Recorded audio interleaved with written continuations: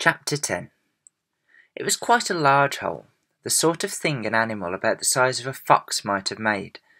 James knelt down in front of it and poked his head and shoulders inside. He crawled in. He kept on crawling. This isn't a hole, he thought excitedly. It's a tunnel. The tunnel was damp and murky, and all around him there was the curious bittersweet smell of fresh peach. The floor was soggy under his knees, and the walls were wet and sticky, and peach juice was dripping from the ceiling. James opened his mouth and caught some of it on his tongue. It tasted delicious. He was crawling uphill now, as though the tunnel were leading straight towards the very centre of the gigantic fruit.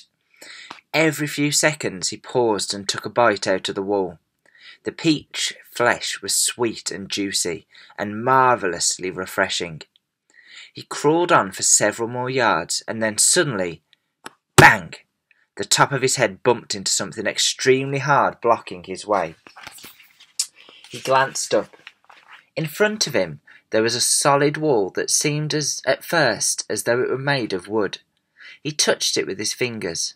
It certainly felt like wood, except that it was very jagged and full of deep grooves. "Good heavens," he said. "I know what this is. I've come to the stone in the middle of the peach." Then he noticed that there was a small door cut into the face of the peach stone. He gave it a push. It swung open. He crawled through it, and before he had time to glance up and see where he was, he heard a voice saying, "Look who's here!" And another one said, "We've been waiting for you." James stood and stared at the speakers, his face white with horror. He started to stand up, but his knees were shaking so much he had to sit down again on the floor. He glanced behind him, thinking he could bolt back into the tunnel the way he'd come, but the doorway had disappeared. There was now only a solid brown wall behind him. Chapter 11. James's large frightened eyes travelled slowly round the room. The creatures, some sitting on chairs, others reclining on a sofa, were all watching him intently. Creatures? Or were they insects? An insect is usually something rather small, is it not? A grasshopper, for example, is an insect. So what would you call it if you saw a grasshopper as large as a dog? As large as a large dog? You'd hardly call that an insect, could you? There was an old green grasshopper as large as a large dog sitting directly across the room from James now. And next to the old green grasshopper there was an enormous spider.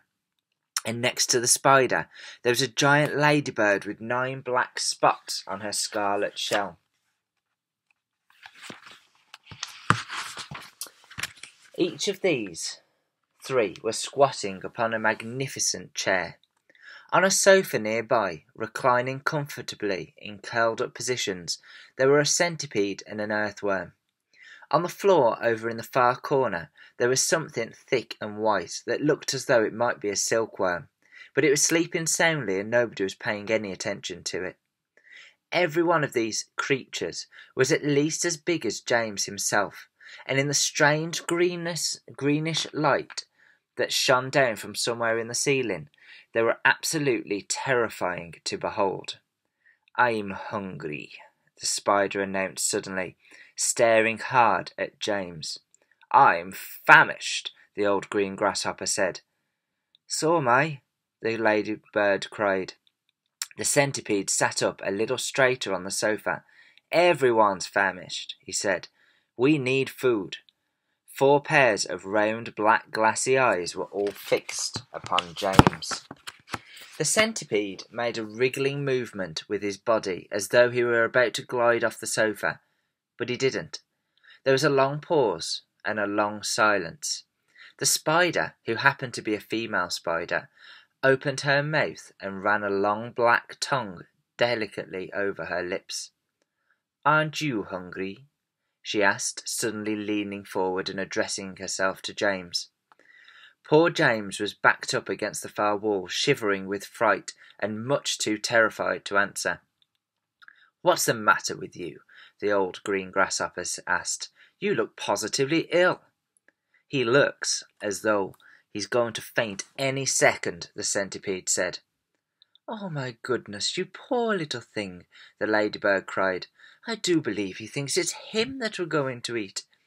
There was a roar of laughter from all sides. Oh, dear, they said. "What an awful thought." "You must be frightened," the ladybird said kindly. "We wouldn't dream of hurting you. You are one of us now. Did you know that? You are one of the crew.